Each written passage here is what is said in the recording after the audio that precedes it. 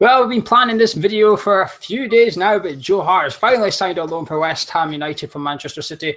Gonzo, are you a happy hammer?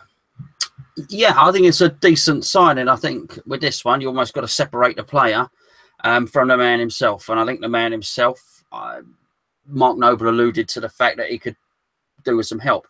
Joe Hart's a leader.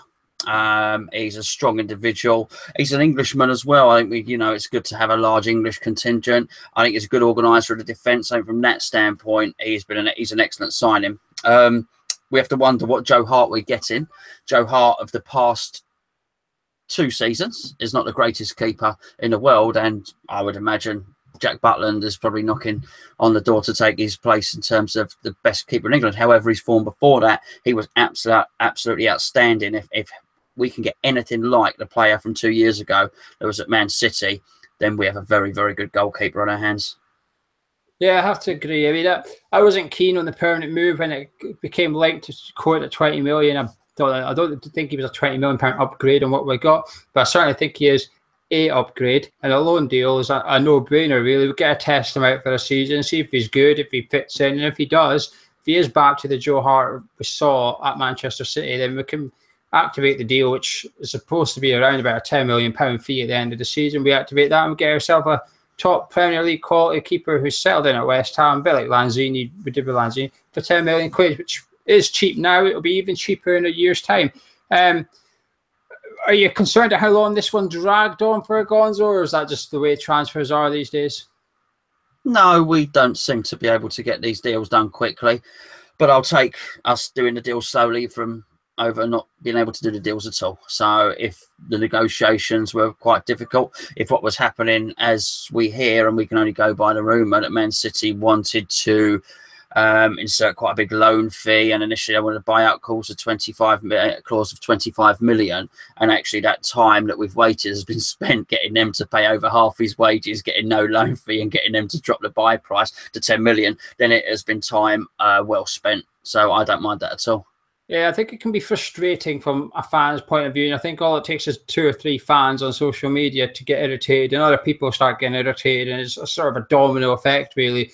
It doesn't quite happen overnight, if you like, where you phone up Man City on the Friday, put the bid in, and on Saturday you're sitting across from Joe Hart, and then on Sunday he's getting a medical on Monday, you can announce it. It's not quite as quick as that, unfortunately. Are you impressed? We've been reasonably critical of the owners. Is this one a massive, great big pat on the back for David Sullivan, or is it a case of, right, fair enough, but that keeper wasn't a priority, we're still waiting on the priority? Well, I don't think I have overly criticised them, and I'm not going to overly praise them now. I don't think we needed a goalkeeper. I still think it's a good signing, and I think it, as you said, it is an upgrade. But it wasn't our priority. Our priority is still the striker. There's still a lot of time left until the end of the transfer window. Believe you me, there'll be a lot of pats on the back coming from me when we sign that striker, and if it's the one we all hope it will be, then that will happen. But I'm not going to give him a big pat on the back yet for signing a goalkeeper, which I didn't think we needed in the first place. But I wasn't overly critical before. There's still a lot of this transfer window left. But I'm desperately keen for Joe Hart to do well. I want it to work out. I want us to pay the fee. I want him to be a leader at the back. I want him to be a wonderful shot stopper. I really do. I sincerely hope it works out, and a massive welcome to him. You know what I mean? Yeah, I've been quite confident all summer we'd get it right. Quite calm, I like to think, considering I can be quite critical of them. And I think this one is, I think you're right. At the very start, you said you're also getting a man as well as a player. I actually think the player's name might help some other players think, oh, West Ham are doing decent business down there. And I think Joe Hart is sort of a small attraction. And I think Zabaleta is a small attraction. When you put them two together, I think sometimes I think we're all looking at Everton thinking, oh, they've got a really interesting project going on there. It might just make a few players look at West Ham and think, well, they've got something decent going on here. That's 2 big, high-profile players they've attracted to the London Stadium. I do wonder if that might have a knock-on effect. And if we do get that striker, that's 3 big names we will have taken to West Ham in a very short space of time. Well, that's pretty much what's spoken about the deal. Gonzo, is there anything else we'd like to add on the Joe Hart loan transfer? Yeah, I'd just like to say, just on the signing of the man, he is a man, and so Zabaleta. We've signed a couple of grown men. These are not young boys or that have come in from overseas.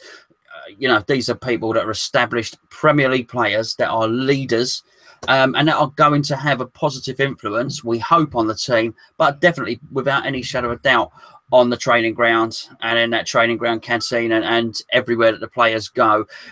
You need a lift and you need a buzz, and Zabaleta would have given the training ground a buzz and given the squad a buzz. There's a new character. Everyone likes to keep things fresh, mix it up. Joe Hart is a good character. You've all seen him interviewed before.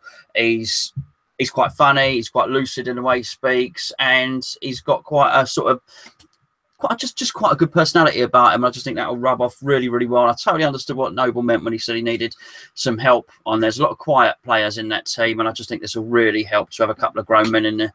In his interview with West Ham, Joe Hart has actually said that he loves West Ham, but not in the context that some people take it as. He just explains that if you're away from London, you kind of appreciate West Ham, you quite like them, and that he said he loves playing against West Ham.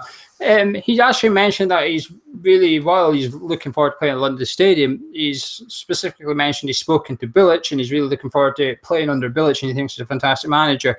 Do you think that's a soundbite, Gonzo, or do you think that that's quite an important message from someone of such a stature, if you like, to sort of say, I want to play under Bilic, I want to come and play for your manager? I think if it had come from a lot of players, I'd take it as a soundbite and a bit of PR. But having heard him speak on a number of occasions, I don't just say it now because he's signing for us. I've always looked at Joe Hart and thought, actually, he's quite an impressive character. Whenever you've seen him interview, whenever you've seen him in the tunnel with his team, he is a character. He's a big personality. So I think he's savvy enough.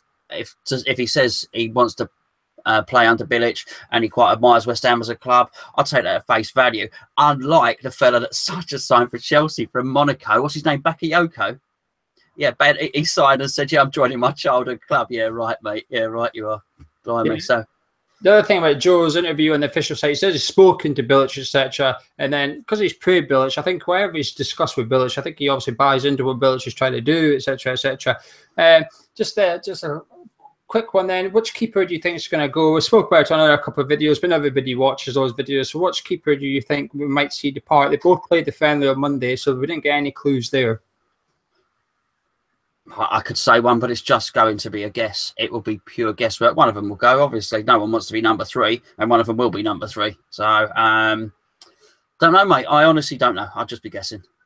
Yeah, but we'll wait and see. Definitely one of the keepers are going. They might still go. I think it depends on what offers we receive from other clubs for those players. Actually, if we don't get an offer for Randolph, then he's not going to be leaving, etc. But we'll wait and find out. But anyway, you guys watching us, let us know if you're happy with the move of getting Joe Hart to West Ham on loan for the season. Give us a comment below. We've got our forum at hammerchat.com. The link's in the description.